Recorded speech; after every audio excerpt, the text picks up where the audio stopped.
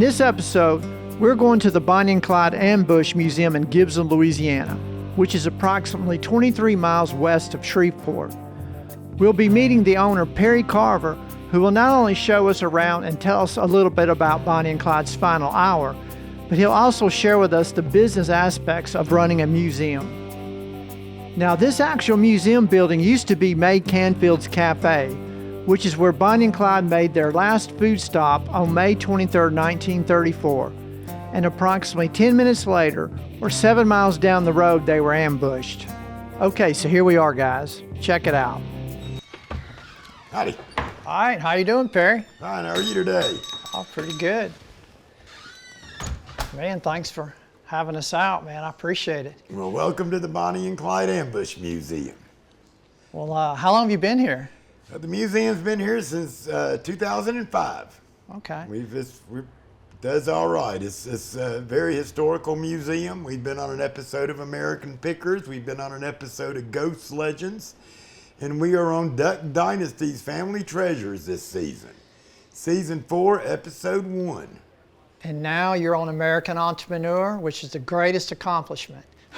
Well, it is. You know, the American dream is well and good. So this room here we're in right now. This was a drugstore back then. The drugstore back then. Clyde probably bought Bonnie some morphine in here at one time or another. Okay. You'd either sell it to him or he'd come back that night and just take it. Okay. She was in real bad shape by the time they got to Gibsland. She actually, from the Wellington car crash until the day she died, she was in real bad shape. And so this is pretty much your gift shop now. This is the gift shop. Okay. And this is Mr. Kitty here. He's a celebrity in his own right. He's kind of like your guard Doberman, but guard cat. Well, he don't guard nothing but his food bowl. Oh, okay. Well, show us around. Let's check it out. All right.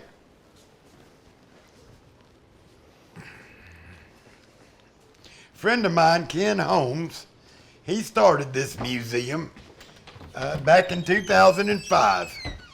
Him and Boots would ride around. This is Ken Holmes. He at one time he owned the movie car, and he would take the movie car around and show it, and he got an idea to start a museum. He went to Arcadia, and they wanted nothing to do with no Bonnie and Clyde museum. So he came down here to Gibsland, and this is where Bonnie and Clyde bought their last meal. This was Canfield's Cafe. And Gibsland welcomed Ken with open arms. They had been having a festival here since 1993, which we still have, a Memorial Day weekend. But this museum, that's Boots Hinton up there, the little figure I got of him. I continuously show this video, and it's got a little interview with him on it. Boots turned out to be like my second dad. I learned a lot from him about this history, but you got to get the history from both sides, to learn the truth. And I promise you, the truth is nothing like any movie. Oh, I can imagine. The museum here, we have a little thing for Pretty Boy Floyd and the Barkers. We have a little display for John Dillinger and Babyface Nelson, and a little display for Billy the Kid. Clyde's family said one of the things that Clyde would do was he would follow Jesse James's trail. Everywhere he knew Jesse went, Clyde would go. He may have robbed a few banks and stuff, the same banks Jesse robbed. In all honesty, we don't know exactly how many banks Clyde Barrow robbed. He's blamed for some that he probably didn't, and he probably robbed a few that he don't get credit for. There is a story up around Decatur, Illinois, that 5 guys robbed a bank up there, and one of the guys was a small little guy with a limp. Turned out they caught 4 of the guys. They never caught the little guy with the limp, and nobody would ever say who that was. And there was a safe house up there that they believed Bonnie and Clyde would stay at, and a lot of people thought that little guy was Clyde. And he was in on helping them rob a bank. It really wasn't his job. But nobody, if it was him, nobody turned him in. They really were celebrities in their own right. This table here is where they had Clyde laid out on. This was Dr. Wade's examining table. This actual table here. Yep, they had Bonnie on a gurney. And they had him laid out on here, probably had a board or something on it. But we have a replica car here. This car here was shown as the real car for 55 years. It is very convincing, but it is not the car. The car is in Primm, Nevada. It's been cleaned out. It's just a shell of the car. It's certainly not worth whatever they want to sell it for. They do have his shirt. I would like to have that here if I could ever get a deal on it. But the car they would have to give to me. I'm just not interested in it. So much damage has been done to it. When they cleaned out all the blood stains, they ruined the car. There's just absolutely nothing to see inside the car. Bonnie was 4'10". She wore a size 3 shoe. And she weighed about 85 pounds.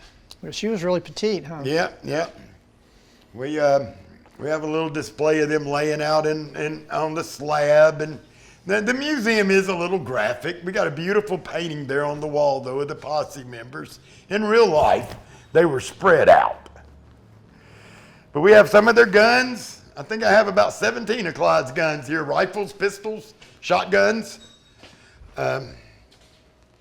This was their next to the last stop. When they left here, they were 10 minutes after they left here. So they got their last meal here. They got their last meal here. They took a lot of pictures of themselves. There are a lot of pictures of Bonnie and Clyde, dead and alive. The museum's open every day from 9 to 5. And I let people take pictures. You know, there's a restroom here, and we show a little documentary.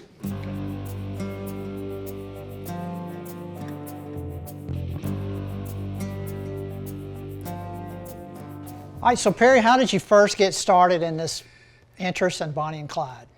When I was 8 years old, my grandparents took me to a friend's house of theirs, and come to find out his name was Ted Toddy, and he owned the Bonnie and Clyde death car, and he would let me play in it. And then he started giving me things from the car, from pieces of the front seat to a shoebox full of shattered glass.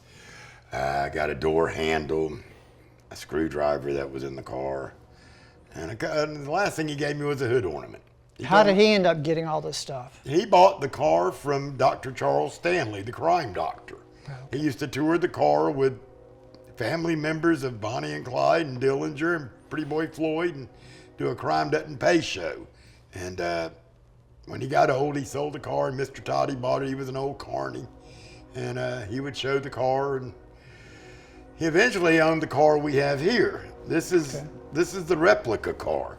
But Mr. Toddy owned both cars at one time, and then he sold this car. The guy never changed the title, so it's still got Ted Toddy's name on it, so it's been very confusing, but the real car is in Nevada. Whiskey Pete's Casino owns it. I'm not sure where it's at now, maybe Primm Valley, I'm not sure. The original car, the right. real car. Whiskey Pete's is closed, Buffalo Bill's is closed, so car's just kind of floating around somewhere out there in Nevada. Okay. Well, how did you end up starting this museum, or I think you said you bought it from someone else? A friend of mine started it, Ken Holmes. He owned the movie car. And him and Boots Hinton, Boots' daddy was in the posse that killed Bonnie and Clyde. So him and Boots would take the movie car around and show it. And it was here for about a year. And then a gangster museum up in Washington, D.C., we got pictures over here of the car. They wanted to lease the car for $100,000 for 5 years. So the car left here. He didn't pay but $12,000 for the car. So, and in that time, Ken passed away. The museum up there closed. I wasn't interested in the car anymore. It was a movie prop, and it had actually burned up at one time, and they had refurbished it again. So that car is now at Alcatraz East in Pigeon Forge, Tennessee. There's a museum there. Well, how did you end up getting involved here at this museum? Well, when Ken passed away, Boots called me and asked me if I would buy his exhibit and take over the museum. So I did. I bought the exhibit, I bought the building, and I've been refurbishing it for years. So Okay. it's an old building, and takes a lot of work to keep it up. What were you doing before you got into this museum business? I was kind of semi-retired. I lived in rented rooms, but at one time I built gas stations. I played in a rock band on and off for 30 years. I've been back and forth from California to Georgia. I kind of retired at 40 with that. It wasn't fun no more. Okay. And All right. So when you started this museum, I guess, what made you take the leap and actually do it? well, I really just wanted to do it. My father had passed away. There was some stuff going on in Georgia, and I just really was ready for a new start. Okay. All my kids had grown up. They were all moved out. And when Boots called me, it really was just a godsend. This is where I'm supposed to be. Because you've always had a real I've been fascination into and interest Bonnie in and Bonnie Clyde and since Clyde. I was 8 years old. My grandmother started buying me things from theirs in auctions and things like that, and it's just been one of those things, you know. This is my niche. Did you already have an awful lot of items that you curated before you brought it in here? Yeah, I had considered opening up a museum in Georgia where I live, but I kept saying why. You know, they went to Georgia, but they never committed no crimes there. Right, yeah. So I didn't, you know, and it was just, this is where I was meant to be. And I think the really unique thing about this place too is it's the Ambush Museum, and the Ambush was just how far up the road here? 7.5 miles. This is where they bought their last meal. Okay. They were dead 10 minutes after they left here that morning. Okay. And as far as the museum business, what is some advice you would give to someone that wanted to start some kind of a museum? Don't have nothing else on your schedule. This museum is open 7 days a week, 364 days a year. We're only closed on Christmas. We closed 4 days in January this year because of the ice storm, but we're here every day. We have a lot of school groups come in. The museum's kind of graphic, but so were they. You know, you don't candy coat it. The story was intense. Okay, so as far as what you see in movies or how a lot of movies portray Bonnie and Clyde, what is your view over the years of your research? They're just movies. They are just movies. But I'm talking about what is your view of Bonnie and Clyde that you've learned to be real, true? Well, they really were two kids scared to death and went on the run for some things that Clyde didn't do. And you know, the real story is a sad and tragic story. Mm-hmm. There are people out there saying we're nothing but a couple of cop killers, you know, and they don't know what they're talking about. Mm-hmm. Clyde did kill 2 police officers. They were in the middle of gun battles. It don't make it right. Everybody was just the officers trying to do their job, and Clyde's just trying to get away. Mm-hmm. Bonnie Parker, there's been all kind of lies about Bonnie Parker. She never robbed or killed anybody. You know, if they were these 2 crazed cop killers, they would have never ran for 2.5 years. You know, it was just, the public helped them out a lot. They were in real bad shape by the time they killed them. There was nothing romantic or fun about their story. They were 2 miserable individuals. By the time they were killed, they were ready to go. Well, this is not your first business, right? No, I've had a garage door business, and like I said, a rock band, and believe me, that's a business. Oh yeah. And but mostly I've been in the steel business, either heavy metal music or heavy metal steel. My family owned a steel company in Conyers. What are the challenges of having a museum, and how do you overcome those challenges? I don't know. You know, there's not no real challenge. You got to love what you're doing. Right. You have to believe in your exhibits. You have to be willing to be here every day. every day. You know, it's just what it is. If you want it to make it, you know, there's plenty of gangster movie museums out there that haven't made it. You got to open it every day. What is something that came to light to you as far as what you see and the people that come here? Is there sort of a demographic that people come here that are interested in it, or is it just people all over the gamut? All over the gamut. I believe you look at my register book, they come from all over the world. It's just something about their story. You know, some people come back here and they're back here for hours. There are other people come back here and they're back here for a few minutes. So, you know, it's just a curiosity thing for some. And what's the most popular question people will ask you? Or 2 or 3 questions that you get the most of? A lot of people think that the ambush was overkill and actually only happened for 16 seconds. The tension was really high out there.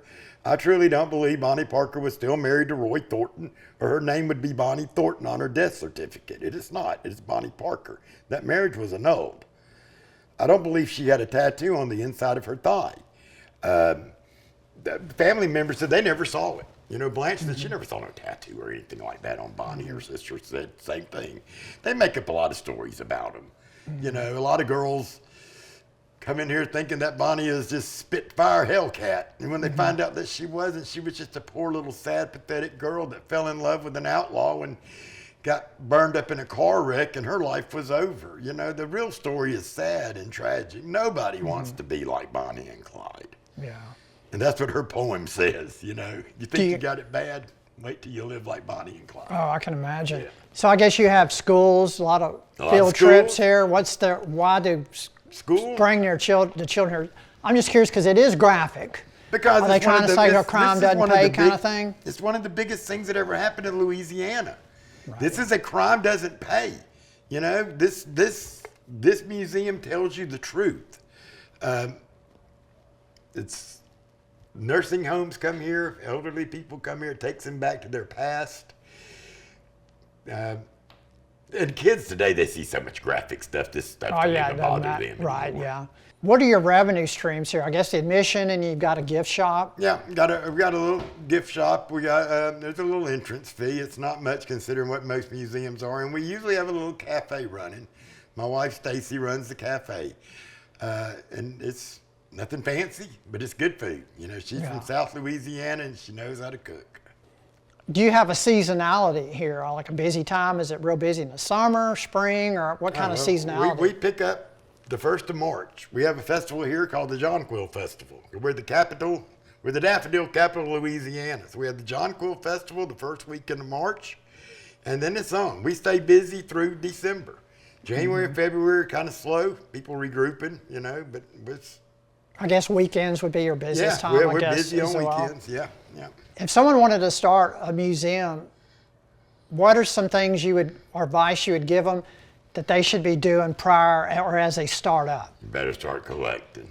How long did it take you to collect? I've been collecting since I was 8 years old. I'll be 65 this year. Yeah. You know, and I'm still looking. Yeah. I know that his coat's around here somewhere. His necktie's still around here somewhere. You know, I just start collecting. Some of the items you got. I have more of their stuff than anybody. Okay. Explain to us, and I think I know the answer, but explain to us how you were able to curate some of this really.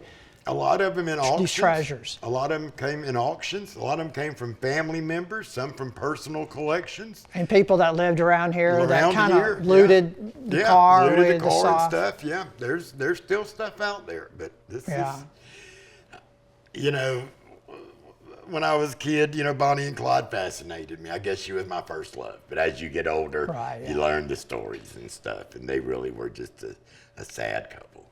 What is the most unique piece that you have in this museum that's their personal possession? Or 2 or 3. You know, I got the glasses he was wearing that morning. I have her manicure kit. Came out of the death car. You know, I've got his shoes. I've got more stuff than anybody. Okay. So I just won't go through all of it. About how many Bonnie and Clyde museums are there in the country? None. You're the only one? The only museum. There are a lot of places that have little exhibits that came from a gunfight or something like that in that area. but we're the only museum. Okay. They have more plaques in this country than any president. Okay. There are Bonnie and Clyde plaques all over this country. Okay. Well, Perry, I appreciate you coming on, man. I enjoyed it. Thank you. Thank y'all for coming.